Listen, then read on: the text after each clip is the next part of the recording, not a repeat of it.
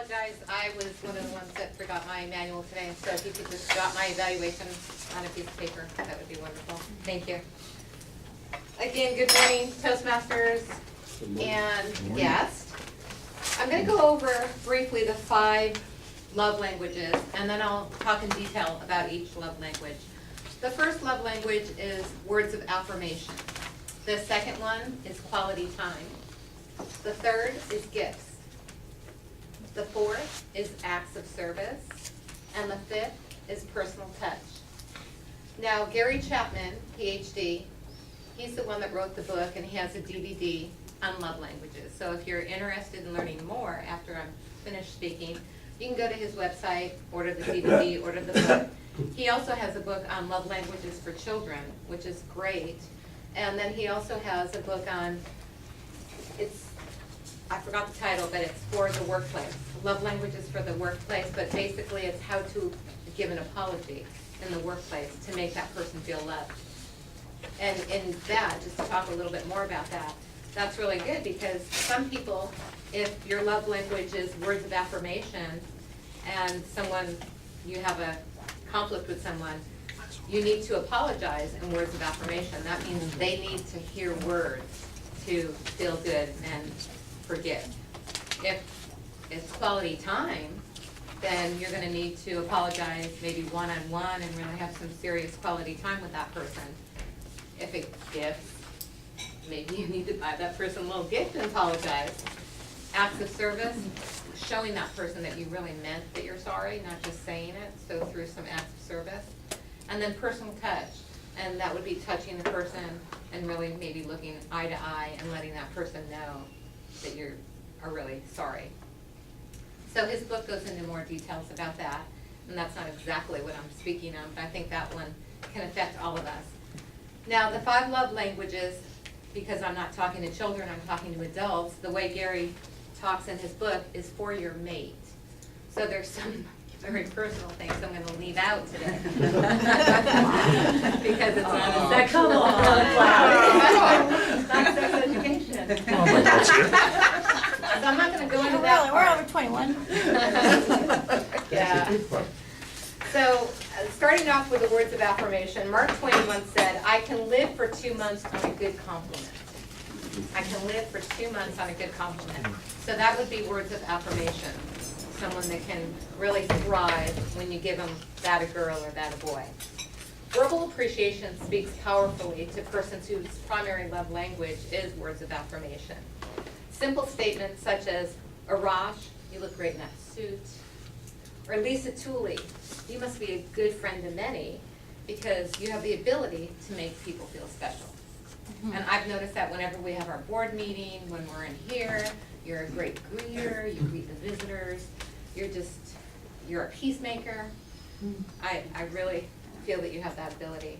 And Arash, you always look fabulous in your suits. Always dressed very All right, Rush. All right. I got that award.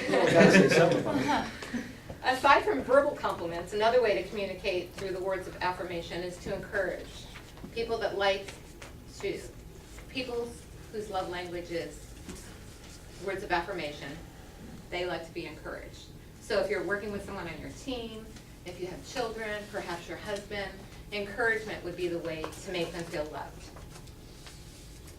Here's some examples for reinforcing a difficult situation with people whose love language is words of affirmation. Calling attention to the progress being made, maybe on a current project. So if you have a child or a husband that's working on a project, or even a work partner or an employee, if you call attention to the progress that they're making, that's really going to be their love language and make them feel good. If a friend or a loved one listens for words of affirmation, offering encouragement will help him or her to overcome insecurities and develop greater confidence. Quality time, that's our next love language. Quality time is more than mere proximity. It's about focusing all your energy on the person that you're with. A husband watching sports while talking to his wife is not quality time. Unless all the attention is focused on the person you're with, even at an intimate dinner, unless you're focused and really having conversation, that wouldn't be considered quality time. I think my husband, for example, we go out to dinner. My husband's a man of few words. If we have a couple sentence conversation, I go home for the evening thinking, whoa, we actually talked about something. So us having a dinner together isn't quality time, so a good thing that's not my love language, or I probably wouldn't be married for 30 years. Quality conversation is very important to a healthy relationship, and it involves sharing experiences, thoughts, feelings, and desires in a friendly, uninterrupted context. A good friend will not only listen, but may offer advice in response to assure that they are truly listening. Many people don't expect you to solve their problems. They need a sympathetic listener. And probably that might relate to all of us to a degree, that if we have a problem or a situation and we select someone to share that with, typically, we probably just want a sympathetic ear. We don't really want the answer to our problem. We might want some insight, but we may not want to be told what to do. Quality activities are very important to people whose love language is quality time.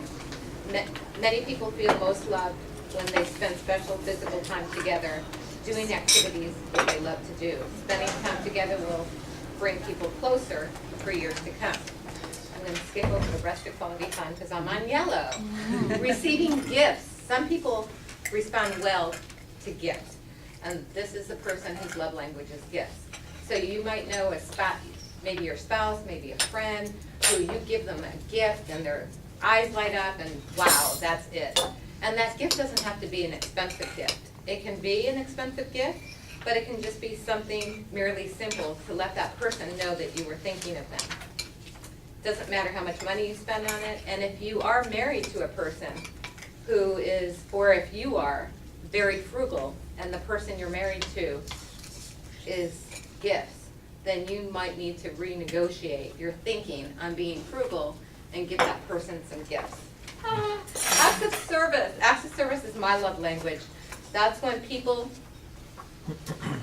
do things for me. I love it when people do things for me. So Phil, if you put my name on the website, acts of service. And I'm out of time on I'm red, and I'm going to have to skip personal touch, but that was a sexual one that I had to put down anyway. So thank you.